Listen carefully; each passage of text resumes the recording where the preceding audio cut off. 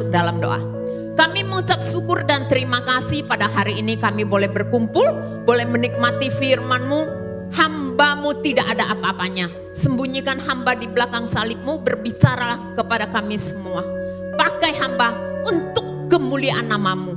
Berkati setiap yang hadir, sehingga tidak ada satupun yang ngantuk atau tenggelam di dalam pikirannya sendiri. Tapi Roh Allah menguasai kami semua sehingga kami pulang dengan penuh berkat ilahi. Dalam nama Yesus hamba berdoa. Amin. Saudaraku sekalian, tadi saya katakan prediksi dunia boleh mengatakan apa saja.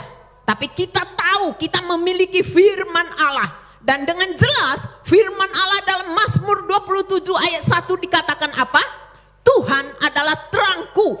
Tuhan adalah keselamatanku. Kepada siapakah aku harus takut?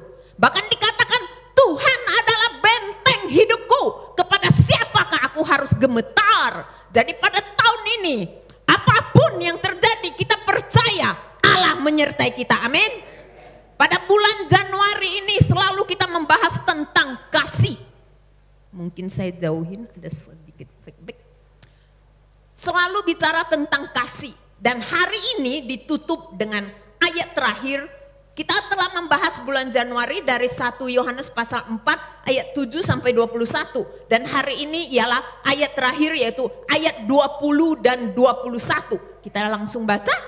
1 Yohanes pasal 4 ayat 20 dan 21. Ya, sudah ada. Mari kita baca. Saudara boleh baca bersama-sama. 1, 2, 3.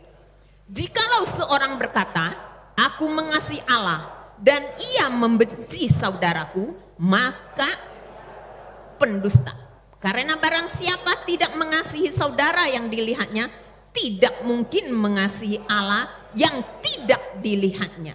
Dan perintah ini kita terima dari Dia. Barang siapa mengasihi Allah, ia harus juga mengasihi saudaranya. Amin. Saudaraku sekalian, kata kasih itu gampang diucapkan. Saudara semuanya di sini bisa berkata kasih. Coba. Gampang kan? Tapi prakteknya tidak gampang, ya. Kasih itu ngomongnya gampang, prakteknya tidak gampang. Kenapa? Karena firman Allah berkata dengan jelas, kalau ada yang membenci saudaranya, berarti di dalam kata kasih masih ada orang yang bisa membenci saudaranya. Kenapa? Karena kalau mengasihi saudara yang saya beri judul yaitu mengasihi saudara yang kelihatan. Kalau kita mengasihi saudara yang kelihatan termasuk saudara-saudara yang hadir. Saudara yang hadir semuanya kelihatan nggak? Coba lihat kiri kanan, kelihatan nggak? Kelihatan, kalau nggak kelihatan tuh hantu. Ya, ini kelihatan. Kita diperintahkan mengasihi saudara yang kelihatan. Berarti mengasihi saudara semua yang ada di tempat ini. Ya, nah mengasihi saudara yang kelihatan kalau dia adalah orang yang menyenangkan, orang yang baik, orang yang gampang diajak ngomong, orang yang nurut, gampang kita mengasihi dia. Tapi bagaimana kalau saudara yang kelihatan itu adalah saudara yang menyebalkan, saudara yang menjengkelkan, saudara yang membuat kita rugi, saudara yang selalu meminta dan tidak pernah mendatangkan sukacita bagi kita. Gampangkah kita mengasihi orang seperti itu? Kok nggak ada yang berani jawab? Takut ketahuan? Ketahuan tidak mengasihi yang jelek. Gampang nggak mengasihi yang begitu? Gampang-gampang susah, jujur.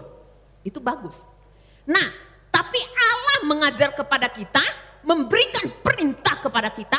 Bahkan kalau saudara baca dari 1 Yohanes pasal 3, 1 Yohanes pasal 3 sana sampai 1 Yohanes pasal 4, di sana terus membahas tentang mengasihi, saling mengasihi, harus mengasihi. Aku berikan perintah, harus mengasihi, jangan membenci seperti Kain.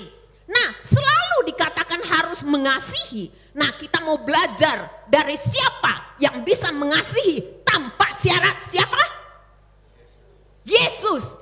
Kita belajar dari Tuhan kita yang penuh kasih. Yang kita sudah dengar tiap minggu, bahkan minggu lalu kita dengar dengan jelas dari Bapak Gembala Sidang kita tentang Bapak kita yang adalah kasih. Saudara mau sayang kepada Tuhan, saudara mau datang dirugikan. Kalau saudara meninggalkan Tuhan, Tuhan tidak dirugikan. Dan Tuhan tidak pernah berubah. Karena dia tidak bisa menyangkal dirinya adalah kasih. Dia akan tetap mengasihi kita walaupun kita jahat. Allah tetap mengasihi kita. Walaupun kita meninggalkan dia, dia tetap mengasihi kita. Kita ingat anak bungsu yang meninggalkan bapaknya. Waktu dia kembali, bapaknya tidak berkata aku sebal. Tapi bapaknya menyambut dia, lari menyambut dia. Dan tetap mengasihi anak bungsu itu. Demikian juga dengan kita. Allah memberikan pelajaran kepada kita pada hari ini.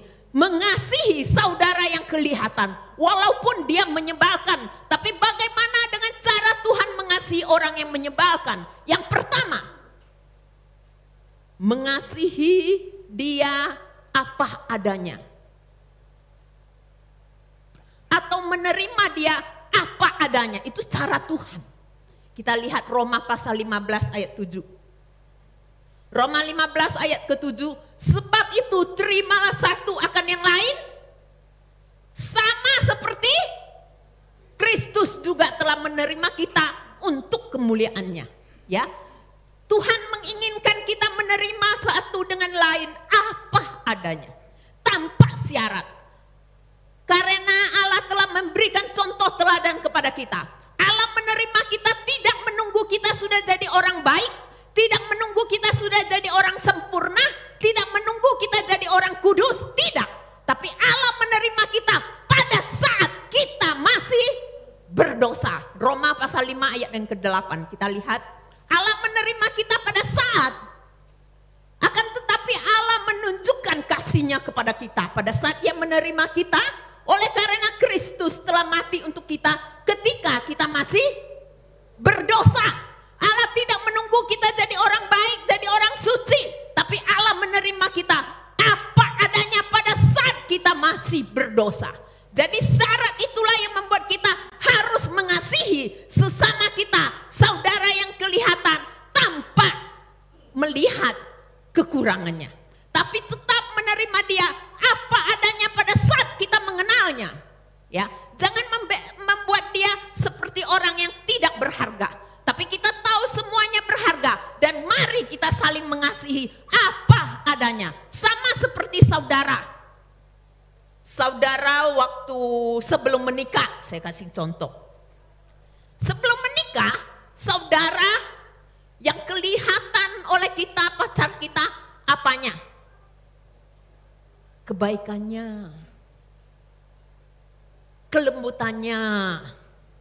Apalagi? Semua yang kelebihan waktu kita pacaran yang kita lihat adalah baik-baik. Tapi pada saat kita sudah menikah, maka yang kelihatan apa? Hah? Ya waktu pacaran dia cantiknya, udah tua, nenek-nenek, ya. Waktu kita udah menikah baru kita sadar, kenapa waktu pacaran saya tidak melihat kekurangan-kekurangannya? Kenapa waktu pacaran saya tidak melihat kejorokannya? Kenapa waktu pacaran saya tidak tahu kekurangannya begitu banyak? Makanya saya ingin nasihatkan kalau di sini ada yang belum nikah, yang masih pacaran, maka waktu pacaran buka mata yang gede, lihat kekurangan-kekurangannya, apakah saudara bisa menerimanya? Tapi kalau sudah nikah, tutup mata rapat-rapat, jangan melihat kekurangannya, tapi lihat kelebihannya. Amin. Kalau kita lihat kekurangannya sesudah menikah, maka jangan heran artis-artis nikah belum setahun sudah cerai. Saling tuntut, KDRT, heboh, ramai. Waktu pesta di Bali, sampai habis berapa duit. Saya kalau lihat artis yang pesta mewah, saya suka ngomong di depan TV, saya ngomong, lah pesta mewah gitu. Nanti kalau belum setahun cerai, itu semuanya percuma pestanya. Lebih baik saya sama suami saya pesta sederhana. Di gedung yang sederhana, makanan yang sederhana. Karena terpaksa suami saya waktu itu nggak ada duit. Tapi kami bahagia sampai sekarang kami menginjak tahun ke-41. Bahagia dalam arti tanda kutip. Suami saya mah baik, walaupun saya sering singgung dia mah baik.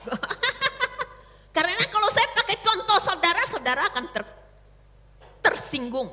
Lebih baik pakai contoh suami saya sendiri. Ya, Waktu menikah baru kita sadar, oh dia punya kekurangan begitu. Tapi apakah kita tidak ada kekurangan? Sama saja. Suami saya juga pernah protes bahwa saya orangnya tuh kayak begini loh. Saya jangan sebut nanti saudara ikutan. Dia singgung saya terima. Saya tahu, saya bilang maaf ya. Maaf, makanya kalau kami ulang tahun pernikahan, saya suka tulis di WA kepada dia. Ya papi maafkan ya, saya banyak kekurangan, kamu terima apa adanya, saya mengasihimu, kamu yang terbaik gitu. Dipuji tapi di WA, kalau di depannya gengsi. Itulah, tapi kita kenapa nggak cerai?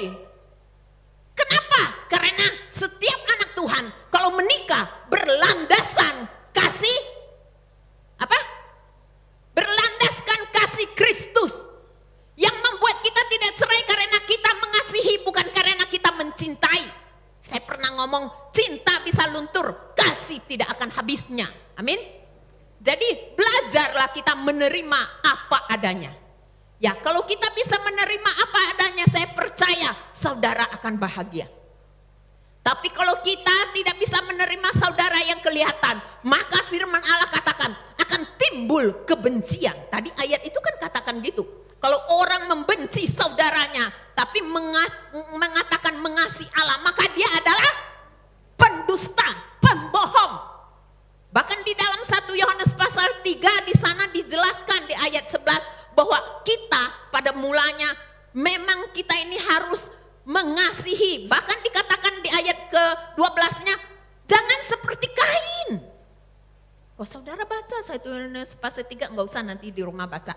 Dikatakan bukan seperti Kain. Kenapa Kain yang dikasih contoh? Karena Kain waktu Allah mengindahkan persembahan Habil, timbul dalam hati Kain apa? Iri. Dari iri menjadi kebencian. Akhirnya dia timbul niat untuk membunuh saudaranya sendiri Habil. Cara membunuhnya antik, saudara tahu. Saya sih ada ngintip waktu dia bunuh. Waktu dia bunuh, Habil tuh sayang ke kakaknya. Jadi Habil bilang, ayo sini kok saya bakarin jagung. Wah, bikin jagung bakar. Karena ada jagung bakar, dia lagi bakar dari belakang si Kain, peletok. Jadi mati dipukul dari belakang. Itu mah hanya mimpi ya. Hanya lagi ngarang. Nah, saudaraku sekalian, timbul kebencian dari iri hati. Jadi jangan heran kalau saudara lihat ada kakak beradik. Saya waktu itu lihat di TV, ada berita. Seorang anak laki-laki yang sudah dewasa sih, dia bunuh papa mama kandungnya. Dia bunuh kakak perempuan kandungnya. Waktu ditangkap ditanya, kenapa kamu bunuh papa mamamu dan kakak kandung kamu perempuan itu? Dia jawab apa? Saya iri karena papa mama saya pilih kasih. Saya iri karena papa mama saya tidak sayang kepada saya, lebih sayang kepada kakak perempuannya. Padahal kenapa sayang kepada anak perempuannya? Karena anak perempuannya yang menjadi tulang punggung keluarga. Sedangkan anak laki-lakinya ini pemalas, hanya di rumah tidak kerja. Itu membuat dia benci. Jadi iri hati bisa menimbulkan kebencian. Kebencian bisa menimbulkan niat hati membunuh.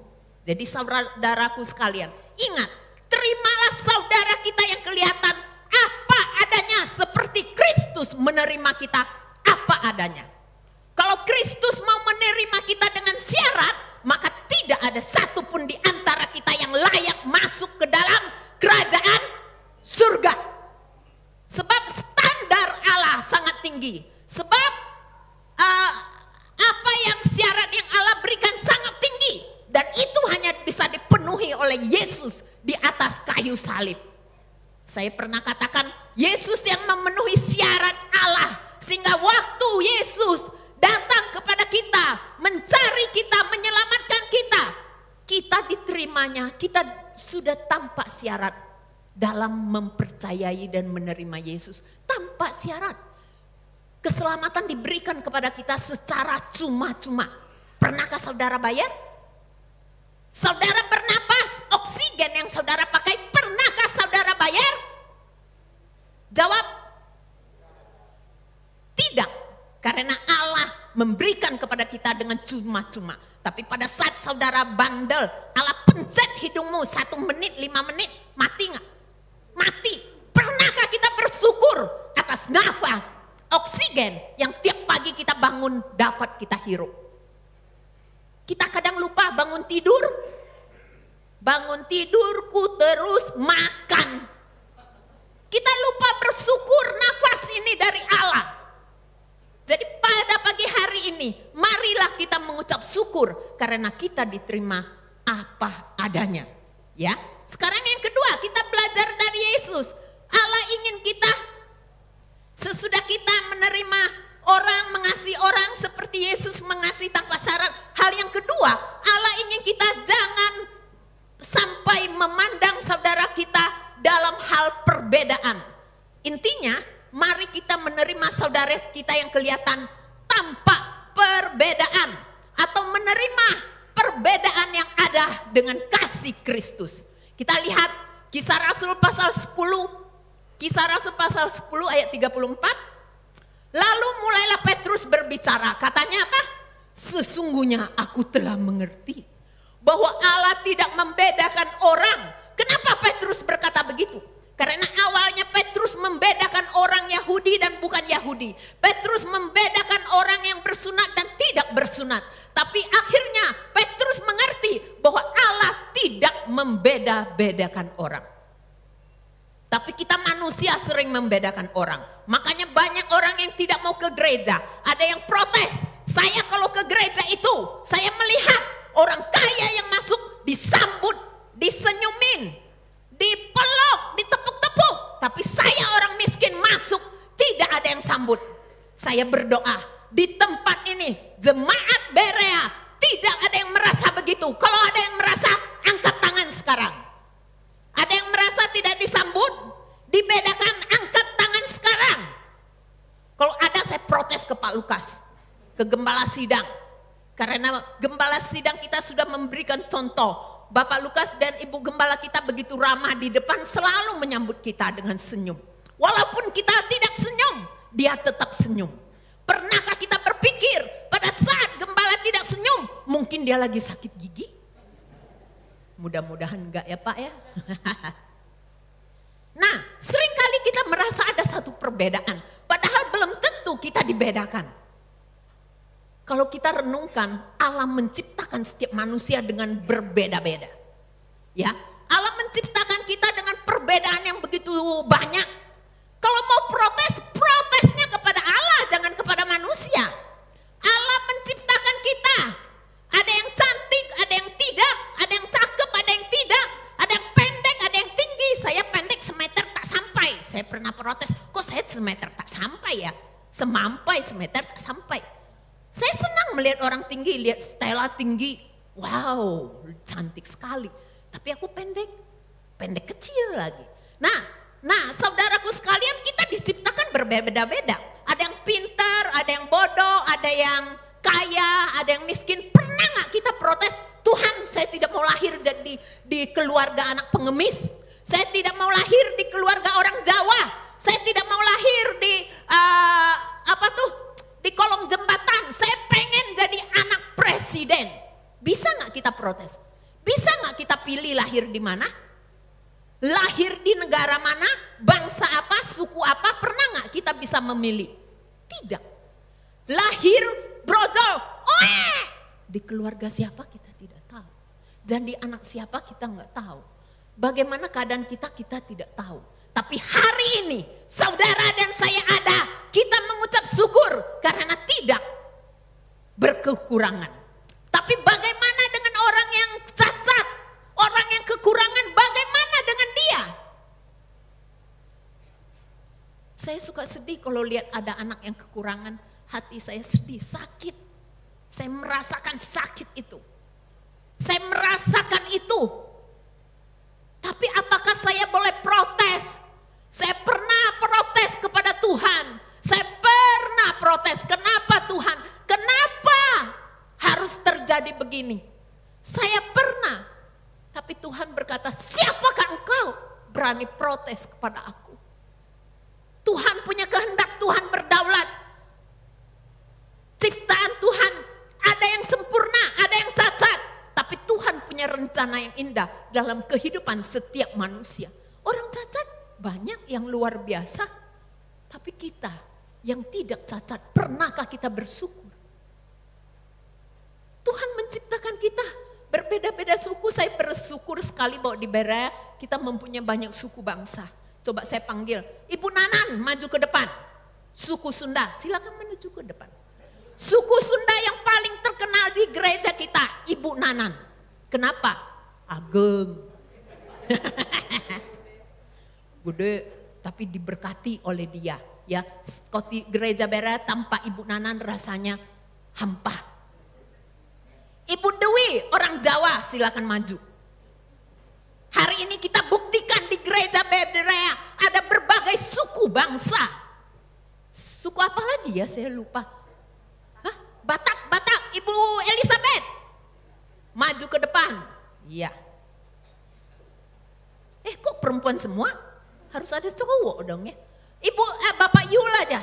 Dia Batak 2. Nah, 1 cowok wakilin. Berdiri sini, tapi bukan pasangan Bapak ya. Hanya titip berdiri. Lan orang Tionghoa. Lan mana? Yanti aja Yanti. Yanti putih benar-benar ini. Saya pernah dipanggil Amoy karena saya putih waktu saya kecil. Sehingga saya protes, kenapa saya dipanggil Amoy? Katanya, iya memang kamu Amoy. Iya saya Amoy tapi gak mau dipanggil Amoy kata saya. Waktu itu saya masih kecil ya. Nah sekarang suku apa lagi yang ada di gereja kita? Hah? NTT, siapa yang dari NTT maju ke depan? Yose. Hah? Billy mana? Nggak ada. Suku apa lagi sih di gereja kita? Nias, siapa maju ke depan? Hayu maju. Siapa tahu dapat angpau. Angpaunya nanti isi sendiri. Nah, banyak kan berbagai suku, ada lagi suku lain. Yose maju. Oh, Teddy Dayak nggak ada, Teddy di bawah. Siapa? Oh ya, oke. Ini mewakili suku-suku bangsa. Allah menciptakan kita berbeda-beda. Lihat beda. Bahasanya beda. Walaupun di sini bahasanya sama Sunda semua ya, Sunda semua. Dan Allah tuh menciptakan dengan perbedaan yang luar biasa. Tapi kita bisa dipersatukan oleh karena kasih Kristus. Saya mau bertanya di sini, pernahkah kalian dibedakan oleh Bapak Ibu Gembala? Tidak. Berarti Bapak Ibu Gembala kita baik luar biasa. Enggak tahu mereka enggak berani jawab kali ya.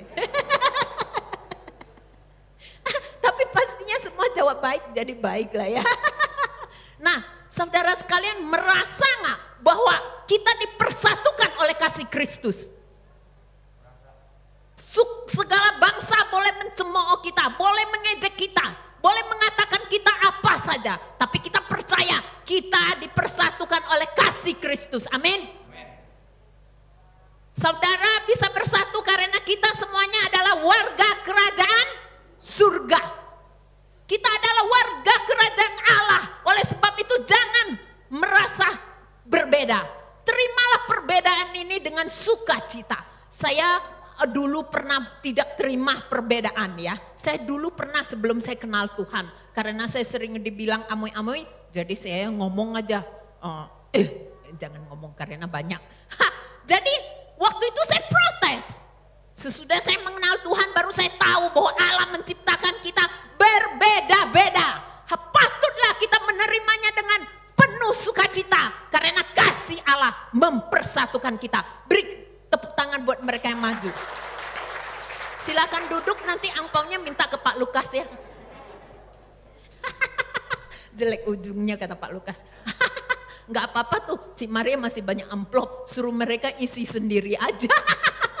Nah, saudaraku sekalian, perbedaan ini jangan membuat kita sampai lupa bahwa ada satu yang mempersatukan kita, yaitu kasih Kristus. Saya waktu baru-baru ini mendengar ada yang berkata begini, saya benci kepada saudara saya Karena saudara saya memperebutkan harta yang menjadi milik kami bersama, harta orang tua. Sehingga menjadi dalam satu keluarga, 6 saudara menjadi pecah menjadi 2 kelompok. Jadi mereka merasa dibedakan oleh orang tuanya. Tapi bagaimana kalau kita lihat di berita ada yang lebih repot lagi, yaitu bapak dan anak saling tuntut. Karena merasa hartanya beda, saling tuntut. Bapaknya tuntut itu harta saya, aset saya, kedudukan saya. Dia tuntut anaknya di pengadilan, anaknya tuntut bapaknya, akhirnya bapaknya mati. Saya lihat di berita tidak bawa apa-apa. Yang rugi siapa? Bapaknya jadi putus hubungan sama anaknya. Jadi ingat, jangan pernah merasa dibedakan oleh orang tua kita. Enggak ada orang tua yang tidak mengasihi anak. Orang tua kita mengasihi kita apa adanya, menerima kita apa adanya. Tidak pernah membeda-bedakan kita. Demikian juga dengan Allah Bapa. Mari kita semuanya dalam gereja Berea, kita mau berkata bahwa di dalam Kristus kita dipersatukan. Saya bersyukur bahwa Allah sangat mengasihi jemaat Berea. Sehingga sampai kepada hari ini jemaat Berea dipelihara. Waktu pandemi sudah berlalu, kita semua masih tetap ada. Yang belum kembali saya himbau pada saat ini. Yang sedang mengikuti online tapi bisa datang, marilah kembali ke gereja. Beribadahlah langsung ke gereja. Jangan di rumah terus, jangan di rumah terus. Karena di dalam gerejalah tempat kita sesungguhnya bersama-sama. Bersatu kita kokoh, bersatu kita akan merasakan mujizat Allah. Dengan persatuan di dalam ibadah, saya percaya ada sesuatu yang terjadi. Mujizat Allah bisa terjadi. Amin. Saudara, jangan takut dengan perbedaan. Kalau ada yang mengatakan kamu berbeda, bilang kamu makan apa? Makan apa? Nasi, tepuk kiri kanan. Sama kita makan nasi toh. Jadi gak usah takut dengan siapapun, sama-sama makan nasi. Siapa takut? Ya. Nah, jadi kita sama-sama makan nasi, jangan takut. Nah, hal yang ketiga, mungkin kalau saya masuk yang ketiga waktunya gak sampai. Jadi yang ketiga saya simpan untuk KU2. Tapi yang ketiga ialah mengasihi. Saya singkat aja, mengasihi bukan dengan perkataan, tapi dengan perbuatan. Saya ambil saja satu ayat. Yaitu di dalam 1 Yohanes pasal 3 ayat 18. Sampai waktu jam 9, setelah itu saya simpan untuk KU2. Ya, dikatakan apa?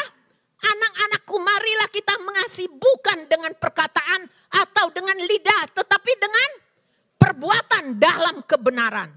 Di sini ditekankan kalau ada kita melihat saudara kita kekurangan, apakah kita tutup mata? Apakah kita diam saja? Tidak bisa. Allah mau kita semuanya melakukan sesuatu. Bukan hanya di mulut ngomong doang saya mengasihi. Tapi buktikan dengan perbuatan. Kita mundur ke satu ayat. 1 Yohanes pasal 3 ayat yang ke-17. Ayat 17 dikatakan, barang siapa mempunyai harta duniawi dan melihat saudaranya menderita kekurangan, tetapi menutup pintu hatinya terhadap saudaranya itu, bagaimanakah kasih Allah dapat tetap di dalam dirinya? Jadi kalau kita melihat saudara kita yang kekurangan, jangan kita tutup mata. Kita harus mau mengulurkan tangan, memberikan, menolong. Ya, mungkin ada yang berkata, saudara saya mengecewakan, saudara saya hanya minta-minta. Tapi kalau memang kita ada kelebihan, dia dalam kekurangan, tetap firman Allah mengajar kita untuk menolong saudara kita. Jadi yang ketiga ialah mengasihi bukan di mulut saja, tapi ada bukti, ada perbuatan. Karena Allah mengasihi kita, dia buktikan di atas kayu salib. Coba Allah berkata, aku mengasihi manusia, tapi tidak usah dibuktikan. Cukup dari sorga saya katakan, saya mengasihi anak-anakku. Kira-kira kita percaya gak? Tidak. Tapi Allah buktikan kasihnya. Dia datang ke dalam dunia. Dia mati di atas kayu salib. Walaupun dia dicemooh, walaupun dia dicambuk, walaupun dia mati. Di atas kayu salib dia berkata, Bapa ampunilah mereka sebab mereka tidak tahu apa yang mereka lakukan. Dia buktikan kasihnya di atas kayu salib. Dia buktikan pengorbanannya untuk kita semua. Lalu apa bukti kita mengasihi saudara kita? Jangan hanya di mulut kita berkata, aku mengasihi. Tapi kita tidak pernah melakukan sesuatu apapun. Jangan katakan bahwa saudara sudah mengasihi. Kita tutup dengan satu ayat. Yaitu Yakobus pasal yang kedua ayat 15. Yakobus pasal kedua ayat 15. Jika seorang saudara atau saudari tidak mempunyai pakaian dan kekurangan makanan sehari-hari. Dan seorang dari antara kamu berkata, selamat jalan, kenakanlah kain panas dan makanlah sampai kenyang. Lalu dikatakan apa? Tetapi ia tidak memberikan kepadanya apa yang perlu bagi tubuhnya. Apa gunanya itu? Apa gunanya kalau hanya ngomong? Kita berkata, pulang selamat jalan, saya doakan kamu sing selamat, kamu sing kenyang. Tapi tidak pernah diberi apa-apa. Apa gunanya ngomong gitu? Allah mau kita praktekkan. Praktekkan, lakukan. Itulah perintahnya yang terakhir. Jangan ngomong mengasihi kalau tidak melakukannya. Amin. Kita tutup dalam doa. Saya serahkan kepada Bapak Gembala Sidang kita.